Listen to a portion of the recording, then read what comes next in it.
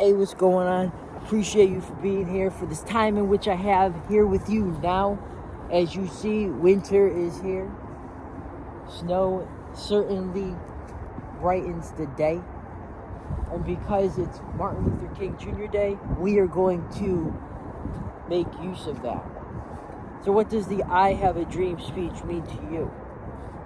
Similar to some goals that you could potentially accomplish this year if you integrate God in your heart in the process of it.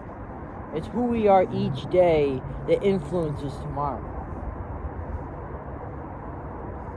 For this time which I have here to provide this view, while also allowing you to reflect, it's the concept of how incremental progress had to happen for 2026 to be this monumental.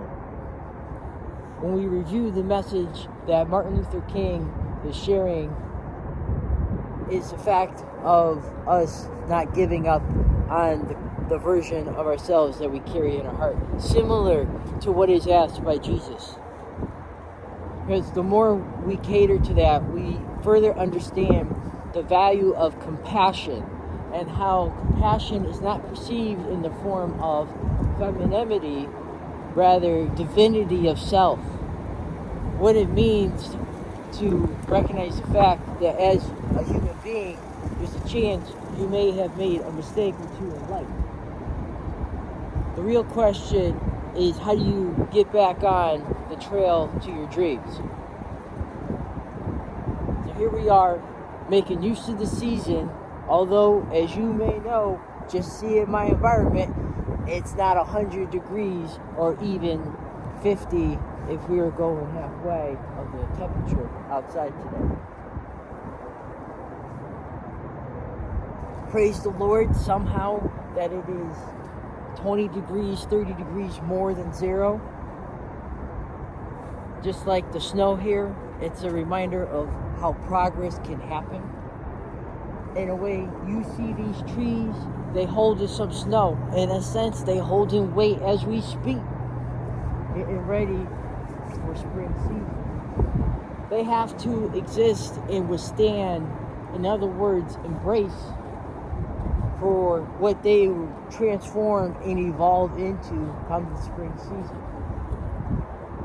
And the snow, in a way, allows there to what seems like a barren view through the trees and just seeing snow everywhere. And it's the fact that there's so much life in front of us. It's just, how are we taking time to embrace it?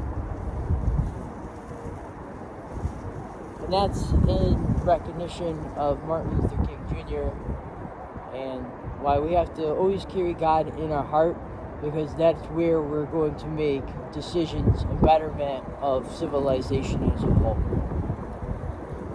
I understand AI is a big talk right now. That's why it's important to understand how you make use of software and hardware in the first place. That collaboration is what creates technology.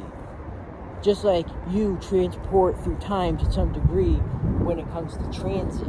So the transition from, let's say, here I am now to the library after to further make some moves in the day is the concept of how I'm utilizing a vessel. Yet if it wasn't for the vessel from within, all the good that would have been able to be established otherwise prior wouldn't even be known to exist. As far as what's brought to our attention, so being in the moment and what it means to be present, but embracing the season, because that's the season we're in at that time of the year, often around every ring of the tree in which you would see when one is cut down, or if you see it fall. And the fact that it lived as long as it could. In a sense, trees make omnidirectional progress. So somehow they managed to withstand this winter, yet if it wasn't for the roots, they wouldn't be strong enough to withstand. And that's very similar to the vessel that we have from within. What are the roots? The temple, as you may hear. And believe it or not, attending to some of these things could lead to these things called epiphanies. Epiphanies could also transition into revelations. It's the concept of an aha moment that maybe didn't exist before. So if we're getting to specifics, it's sort of like a hip hip hooray when it comes to how we're making use of 2026. It does not seem like we're going to ramble here, but it's just a fact of how we're able to make use of today in recognition for a message that somebody shared and how none as many wish anything like that could have happened to another person, similar to the Charlie Kirk situation. I know talking about these things can seem taboo, but it's the fact of how are you giving yourself a chance to reflect, because then you start to realize what's going on around me that's really appropriate and what's going around me that's not, as environment can influence psyche, and there's multiple layers to our environments at times that we may not always take into consideration. And for the influence that could have, it's either uplifting or sabotaging. And last thing you want to do in 2026 is self-sabotage, because there's too much to embrace to dismiss the graces of the Lord. But on that note, I have praised the Lord for this moment. It's only fair for me to reflect and share what life is worth in honest effort. May you continue to have a blessed year.